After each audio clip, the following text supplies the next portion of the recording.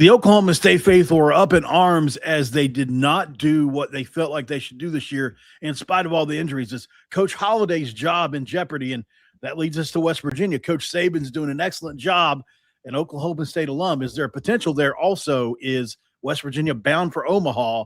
A lot to get to in this episode of College Sports Insider. This is College Sports Insiders.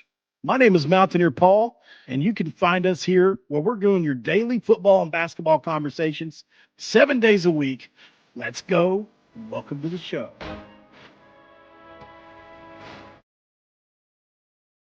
Yes. What is up, guys? Welcome back in. My name is Mountaineer Paul.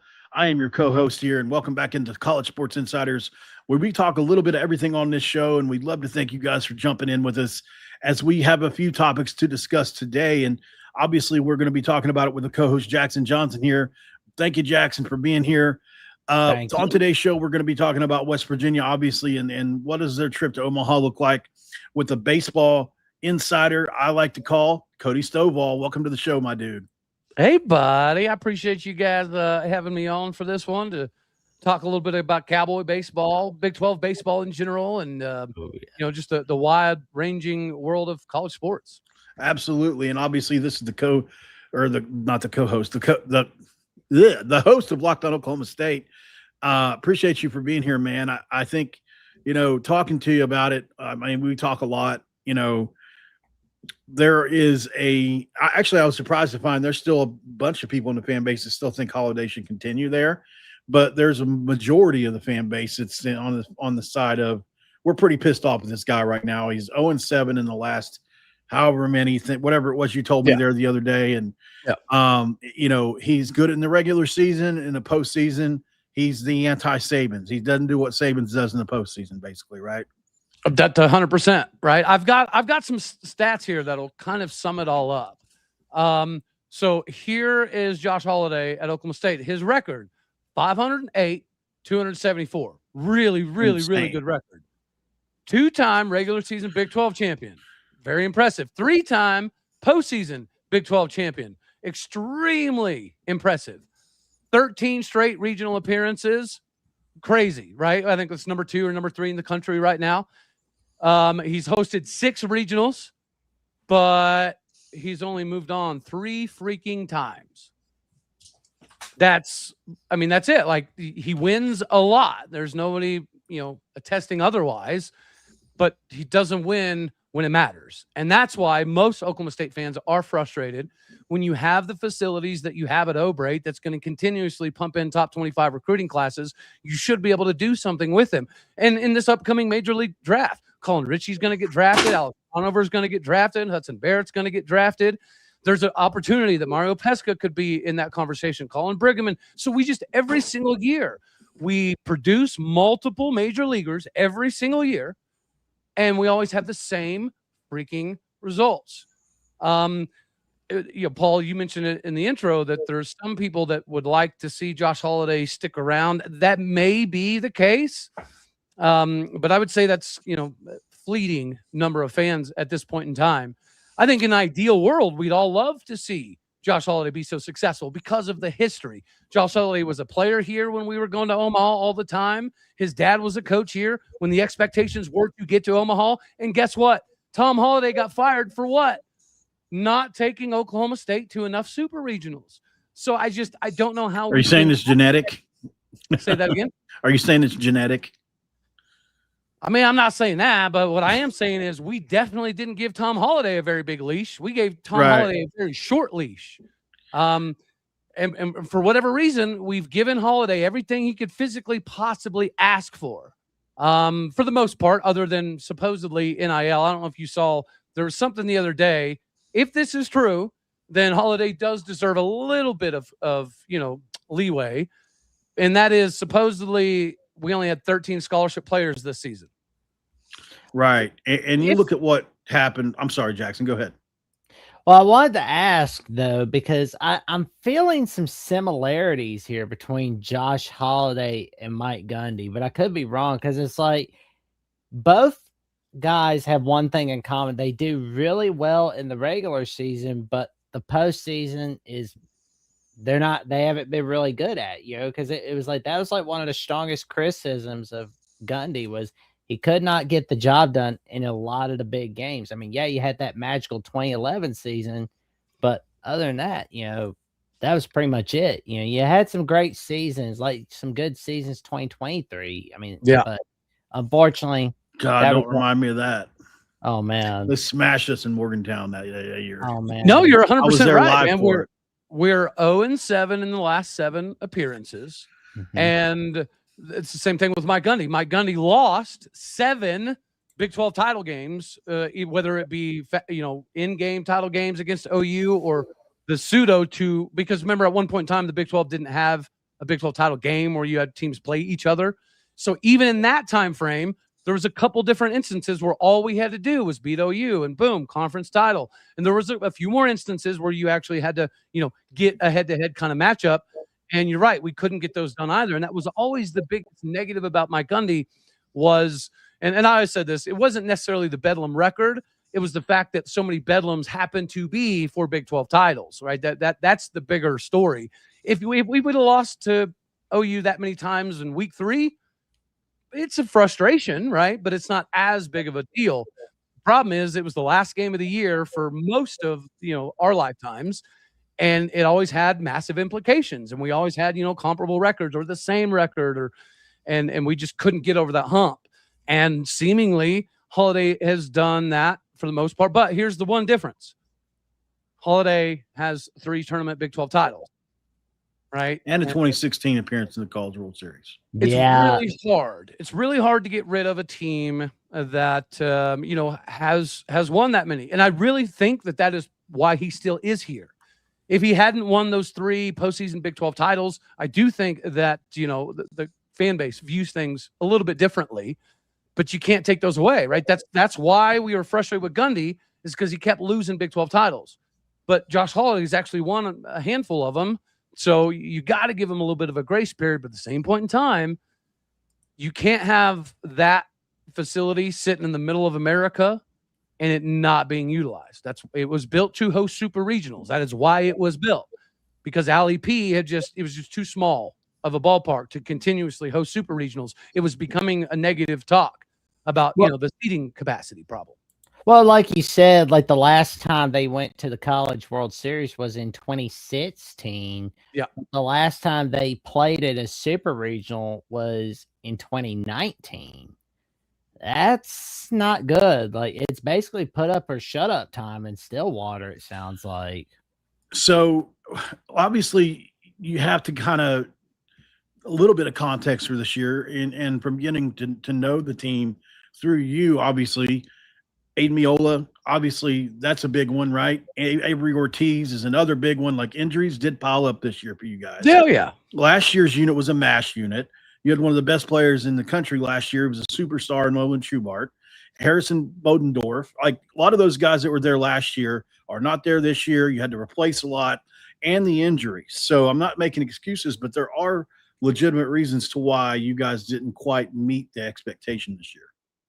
Yeah, and I think if you're just looking at this season, there's no way you can fire Josh, right? If you just look at this year, the way that the season started as opposed to the way that the season ended, like, this is one of Josh Holiday's better coaching jobs ever at Oklahoma State. We went from 13th to 5th in a matter of like a month and a half. That was while you mentioned a ton of injuries along the way. Like, at one point in time, we were down to like 1 primary pitcher. The other 4 or 5 were all injured, so we were having to rely on some arms that we probably weren't supposed to this season. And then everybody started getting healthy at the right time. But again, it's not just about this year. It's like you just mentioned, we haven't been to a super since 2019. Like, that's a drought that we're just not used to. And you mentioned earlier, Paul, that there's still some fans that want to see this get ridden out a little bit. And my fear is that portion of the fan base continues to grow until we get to a point where we're just like, I mean, it is what it is. We'll just rock with this until the end. It could be one of those deals, right? If it is true that financially we only had 13 scholarship baseball players this season, then where's the money? Because clearly there's more than enough money to go around Stillwater, Oklahoma. So why is he not getting that same level of money? Because Mike Gundy also was somebody that was saying, hey, we're broke and donors aren't really stepping up.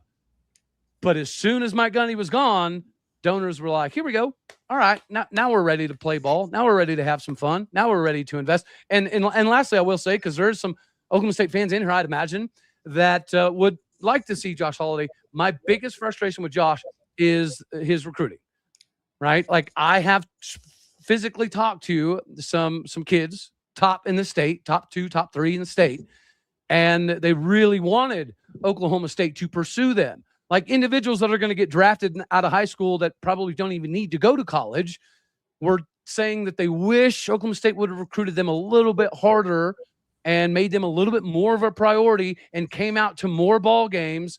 So we've missed out on 2 massive in-state recruits simply because our baseball staff isn't physically showing up to recruit them. And if you're a top 10 player in the state of Oklahoma, and you're hearing that the OSU coaches aren't showing up all that often, and when they do, they're not really pursuing aggressively, that's a problem. I mean, if I'm a donor and I hear that, I'm not going to want to give Josh Holiday a crap ton of money. So, I mean, I get it. It's a darn if you do, darn if you don't. Yeah. At some point you wonder, maybe we should have washed our hands of the whole situation. Gundy, Holiday, everybody. I will say this, like, the way it was for West Virginia, obviously, when you got rid of Neil Brown, you brought in Rich Rod, that reinvigoration, I think that's a part of the reason Eric Morris saw the spike. Yeah. But also the timing was, unfortunately, Gundy was there. There was no salary cap. We didn't have the extra school allocated money, right? Like that they gave. So I think it's kind of a timing thing. I'm curious. I'd be curious to know what Gundy would have done, even with just the whatever school, whatever you guys took from the allocation this year, 12 or 13 or whatever it ended up being. That wasn't a thing when he was there. But at the end of the day, I still think you made the right choice. But, I do like to make that point. Like, coaches that were released this year or new coach starting last year, I should say, when the cap started, it's a little different thing for them than guys that were in NIL before that. They were having to try to do this thing with collectives and nobody else. So I think, that's one thing I point out with Brown, that although I'm not an apologist for Neil Brown, I do understand that he doesn't have the same resources Rich Rod's getting right now. And Gundy didn't have the same that Eric Morris is going to get going forward.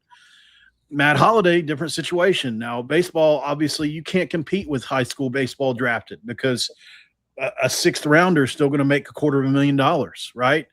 In college baseball, is anybody on the roster making $250K? You're probably your best players, right? So how do you compete with that? It's a different animal, because the Major League Baseball is the highest paid sport in the country. So, or at least it used to be. I don't know. I'm pretty sure it still is. Yeah, I mean, it's definitely up there due to the differentiation between the salary caps they have compared to other sports. Yeah. But I do understand that there's a lot of parallels that you can draw between Mike Gundy and Josh Holiday. And, I think, again, if you're an Oklahoma State fan and we've kind of cut our teeth on hiring alumnus, right? Because we felt like for a long time we had to hire the guys that knew how to recruit Stillwater, because, Stillwater is not the easiest place in the world to necessarily recruit to.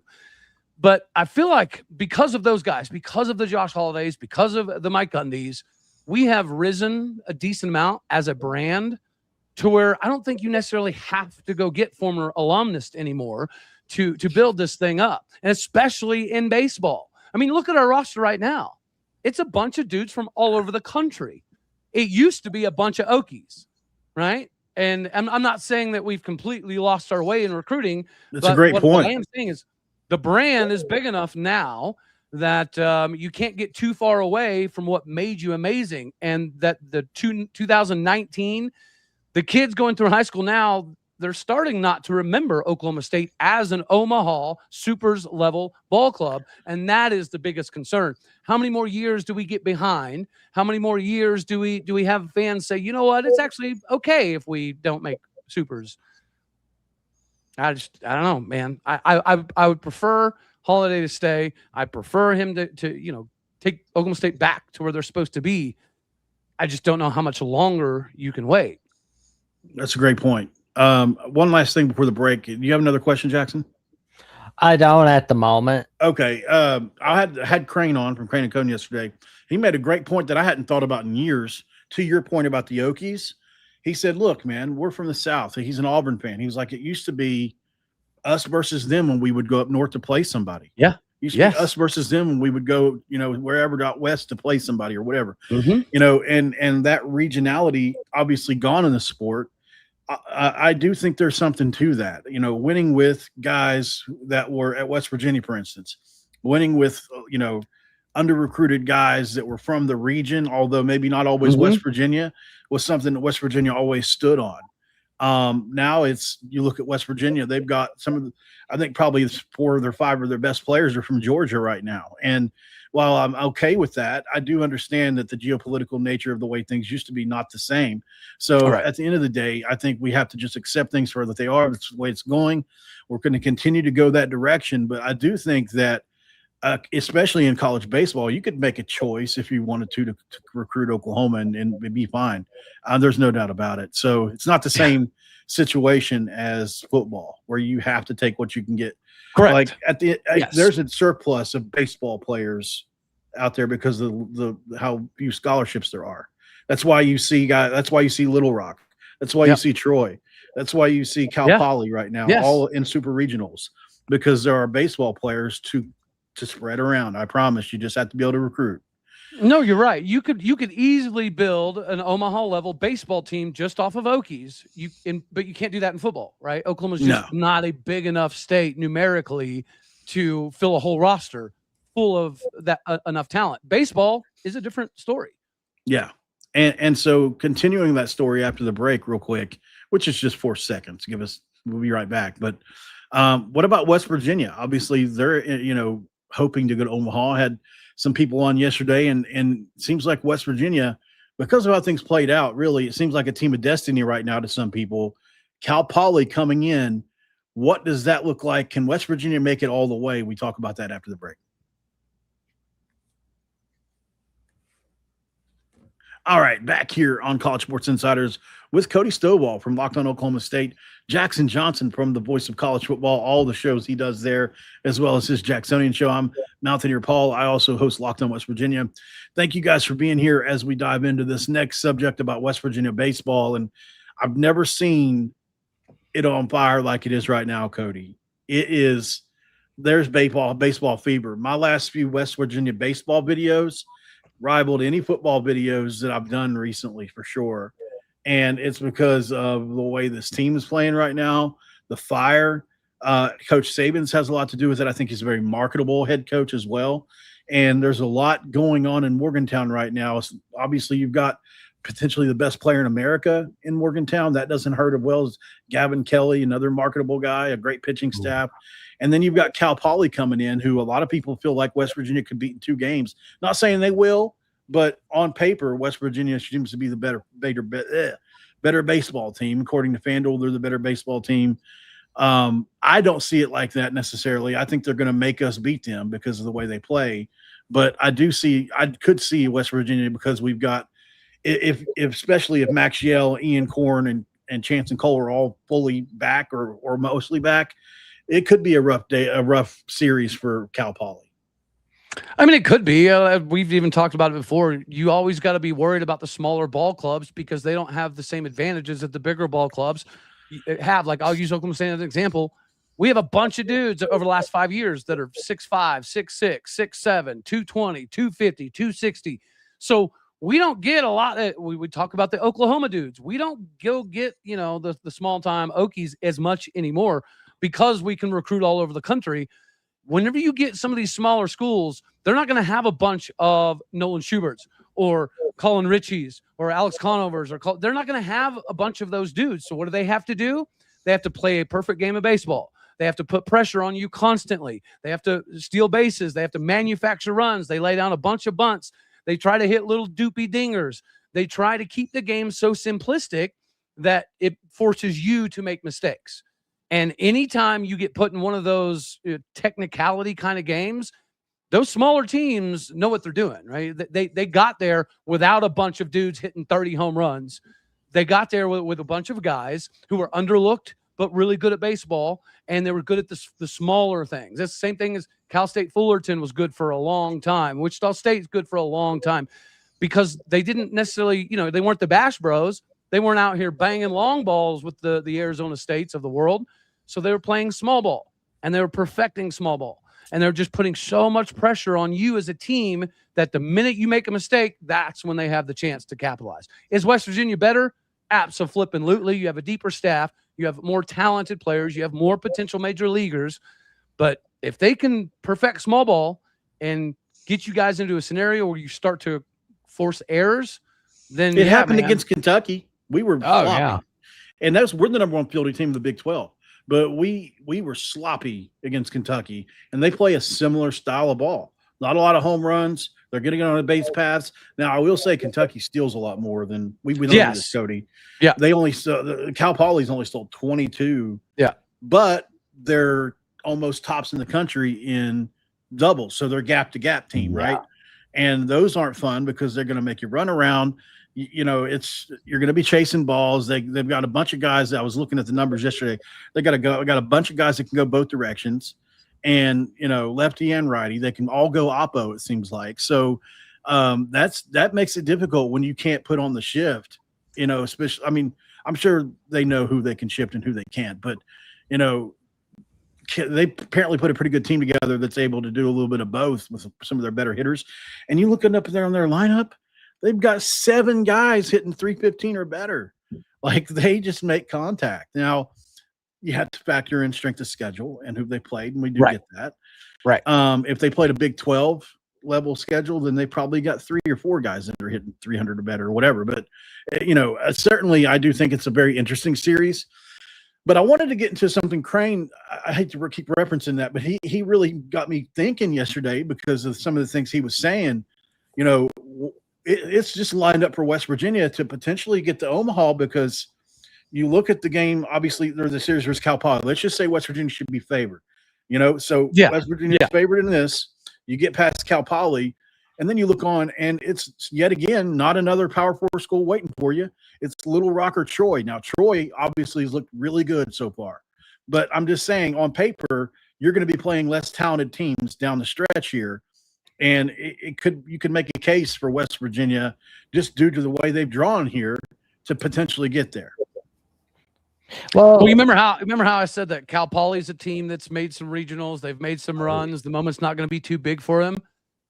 Troy is like Troy and Louisiana in the Sun Belt. That is 2 teams that could compete in almost every Power 4 conference on a yearly basis. So, Go Little Rock. Troy, people look at Troy, the name, and they're like, "Oh, that's going to be easy." But if you're a baseball fan, you know that Troy and Louisiana are 2 teams from the Sun Belt that always cause people problems. Southern Miss is another team from a smaller conference that is always a massive. Surprised Southern Miss got knocked out early. I know, right? And so, I mean, you look at Troy and it doesn't look big, but you're definitely pulling for Arkansas Little Rock because Troy is a pretty well-oiled machine with decent facilities. Yeah. Jackson, what do you got? I was going to say, I wanted to point out to your point about Cal Poly looking really good on doubles. They're 3rd in the nation in doubles per game. Yeah. With 2.54. Like, that's the average right there. And, that is not a team I want to be messing with. Like, 100. What will they do to you? No, they'll beat my eyes out. They'll be beating my eyes out, getting the belt out, man. Well, they chew you up like a chicken nugget. And they got a switch waiting, clearly.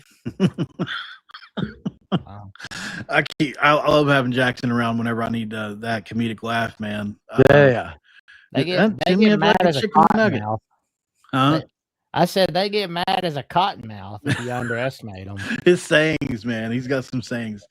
There you go. Let's touch on a subject, and I'm not trying to make anybody mad, but it is worth talking about. And clearly, Steve Saban's star continues to rise, Cody. And he's 39 years old.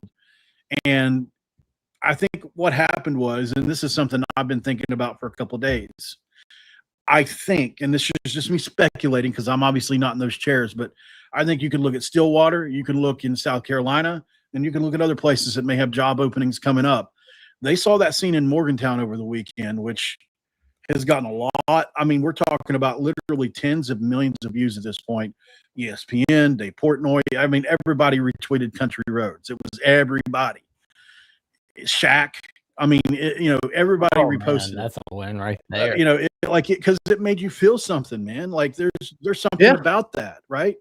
Not everybody has tradition like that, but that was standing. Country Roads was standing. Steve Sabins is looked upon as the person that's kind of made this happen, right? One of the reasons, and I think it's something that could potentially. I'm not going to say inflate his value because I think he's definitely worth all this, but it could maybe push him ahead of some candidates that maybe he may not otherwise go in front of sometimes. You know what I'm trying to say? Because of that scene and how that made everybody feel. It's a worry for me. It really is. I am so glad that you brought this up because I did not want to bring this up in segment 2. But this is yet another reason why Oklahoma State waiting too long could be slightly problematic. Because I do think that if Oklahoma State were to make a move and they made a big swing at Steve Sabins, it would be really hard for Steve to say no. But if he says no to everybody this year, right, and then he builds it up even more next year, and then it's kind of, you've got more investment, you've got more donors, you've got more conversation of more facilities. In 2 to 3 years, I don't know if Steve Sabins is going to leave. This might be the time. It would be hard now. I agree with you. I do think that Oklahoma State is the one job, obviously, out of all of them that he would have to at least listen to. And maybe you feel he would favor you guys. I understand how you feel that way. I don't know Steve, and I can't sit here and pretend like I can say what he would or wouldn't do in this situation. I think a lot of West Virginia fans would get mad at this, conversation because of it's the regional. Why are we even talking about it? That's kind of the vibe I've gotten this week when I bring it up. But it is a worry for me. That's why I'm talking about it. I think it's something that could happen. The teams are going to approach him. We can't. Bro, it didn't even cross my mind what you just mentioned, that teams that had him as their number 2, number 3 option, with what he's doing right now, they might just bump him to number 1. I didn't even think about that. It's emotions. That does make sense. It's emotional, man. Emotions make people do things. And that scene in Morgantown, he was the hottest thing in the sports world, and the team, not just him, but he's the head of this. He's getting credit partially for this. And I think, you beat an SEC team and just all these different things. And Kentucky, because Kentucky fought so hard. Kentucky put all the pressure in the world on us. And it was just the perfect culmination of the way we won. And it was a walk-off and just so many different things. And then Country Roads afterwards, and he's holding the kids and he's kissing babies. It's the perfect picture. And so as a West Virginia fan, you're like, man, we don't get things like this very often. And we're waiting for the other shoe to drop. And I do think he's been here a long time. He did. I think Randy Macy's his mentor, and I do think there is something in that. And I do think that West Virginia is willing to invest in Steve Sabins. And that's the part that gives me hope, because I think Ren Baker is very smart. I think he will do whatever it takes to invest in Steve Sabins. If Sabins has demands, I think they'll be met within reason. So that's what gives me hope going forward, that I think West Virginia will be the job he stays at. Obviously, we don't have O-Brate, and nobody has O-Brate outside of maybe one other team in the country like LSU. Yeah. Other than that, you have the nicest stadium in the country. Or maybe you do. Some people like LSU better, some people like O-Brate better. But either way, it's right there, right? It's LSU, Arkansas, Oklahoma State, Mississippi State. Those are the top 4. If you want to shuffle the order around, that's fine. But yeah, those are clearly the top 4 facilities. But I will say this: there are a lot of people that would say I've seen multiple people say what they saw over the weekend in Morgantown was the most electric atmosphere they've seen in college baseball in a long time, and it did a lot of good for the sport. And so I think from a West Virginia perspective, you would look at that and say, well, what if they build onto that? What could it be? What could it turn into? Yes. To be excited about. and they're going to work like it's already I happened would this weekend. not I was be telling you earlier. surprised if he does get West Virginia a title for college baseball. Like maybe not this year, but over like the next few years. Yeah. Oh, yeah. Because that's Yeah. what we're seeing. And it was funny though. I was looking at the history of the West Virginia baseball team throughout its whole history. Not a single appearance in the College World Series at all. Right.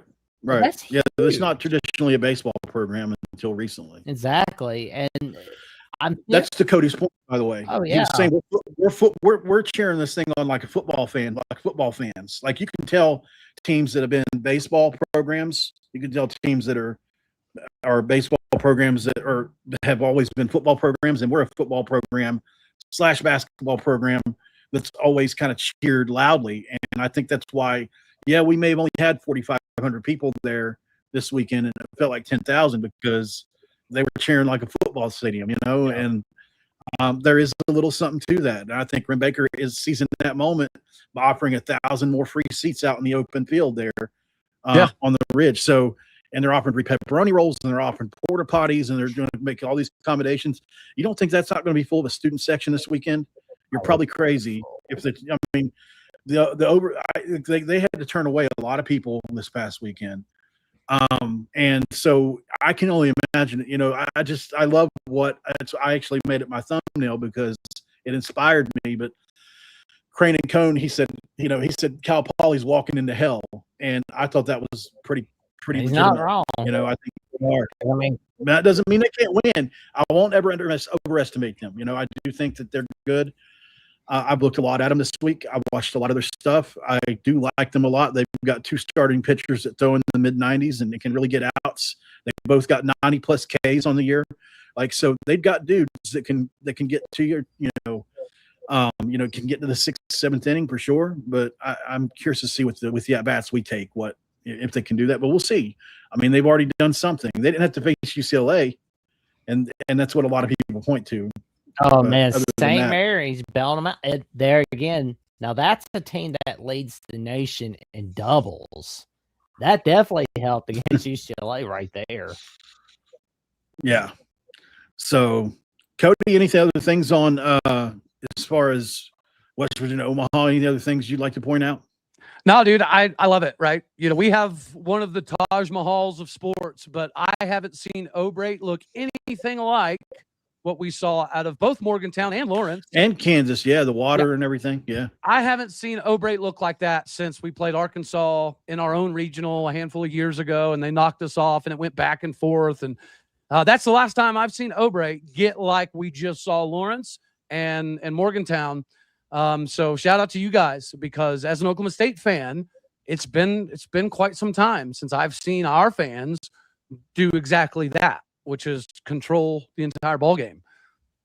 So it's impressive, man. What you guys got going is impressive. Yeah, now just add some seats and pay Steve some money so he sticks around forever, and you guys will be a factor in the Big 12 race every single year.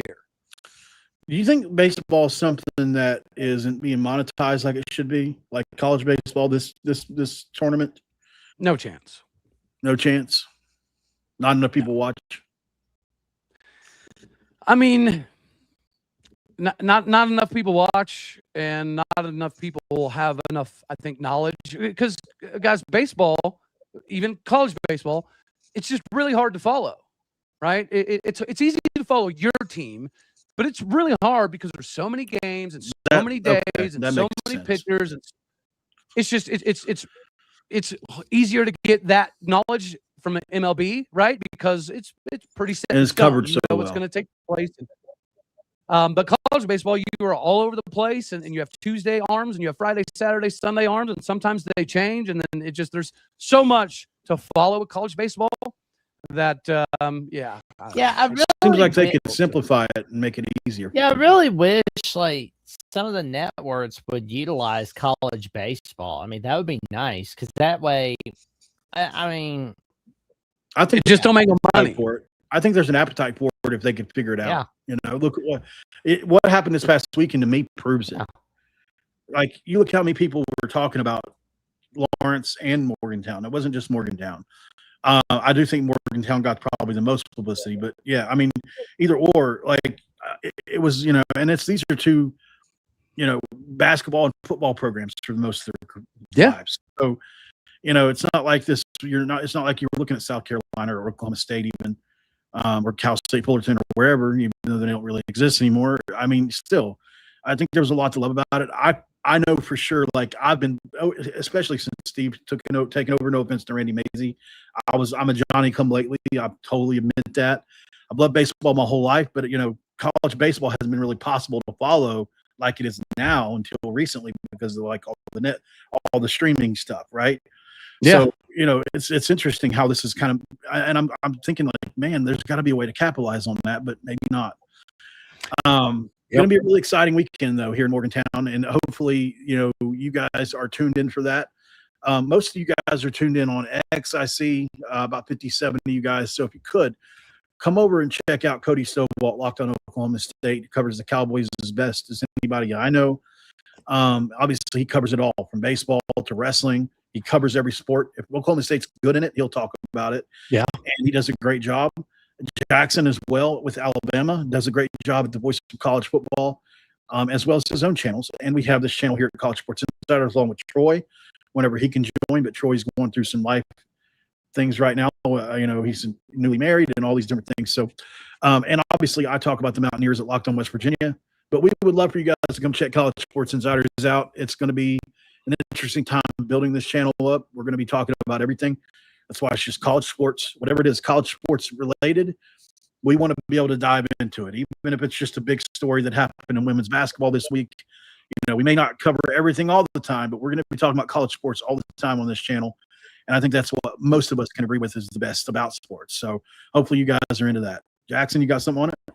Tell your friends, family, and the cashiers of pubs about the magic that Mountaineer Paul, Troy, and myself are making all right here on College Sports Insiders. But also check out the magic that Cody Stovall makes all right there on Locked On Oklahoma State, where he goes over your Cowboys every day. Did you say the cashiers at Publix? Well, yeah. Cashiers at Publix are tired. They got to have something nice to look forward to. Yeah, absolutely. I can't think of anything nicer than Jackson Johnson's face. There you go. There it is. Appreciate it, man. Thank you guys for being here. I guess we're going to go ahead and bounce up through out of here. We'll see what happens. Obviously, real quick before we go, do you think Oklahoma State's going to make a move? Like, if you had to say yes or no, would you say yes or no? I don't think so. I do think they're probably going to give him another year just because there's not a ton of donor interest, I think, in removing him at the moment. We're having to spend a lot more in both women's and men's basketball. Hometown guy too, that matters. We had to spend obviously a lot more in football. We're spending a crap ton in wrestling. Women's. I just don't know that donors would like. I don't see enough interest in getting Oklahoma State back to where it's supposed to be as of right now. So yeah, I would be surprised if Josh were to. And I know that breaks your heart because that's your one of your two favorite sports, right? So baseball was my first passion. Yeah. And it was the first sport that I fell in love with at Oklahoma State because you could get in free after the seventh inning. And so I would sit outside the stadium until the seventh inning, and then I would run in on a regular basis. So, yeah, man, I have much more affinity for Cowboy baseball than every other OSU sport on campus. So, yes, it is the one sport that I wish, like when people ask all the time, well, would you trade X, Y, or Z for a football national title? I would trade a baseball national title for a football national title. That's saying a lot. I don't think many people would say that. College Sports Insiders. If you type those 3 words on X or on YouTube, you will find us. I don't know if I shared the link in the comments on my video, on my tweet or not, but we'll definitely to make sure you guys get that link. And as well, everything else we talked about, guys. We're going to bounce out of here. But listen, I'll be doing some Locked On West Virginia stuff here in a bit. If you want to see me, I'll be there. We'll talk to you guys in the next one. Let's root on the Mountaineers this weekend, as well as the Kansas Jayhawks and more. We want the Big 12 to do well, and we'll see you on the next one on College Sports Insiders. For Jackson, for myself, and Cody.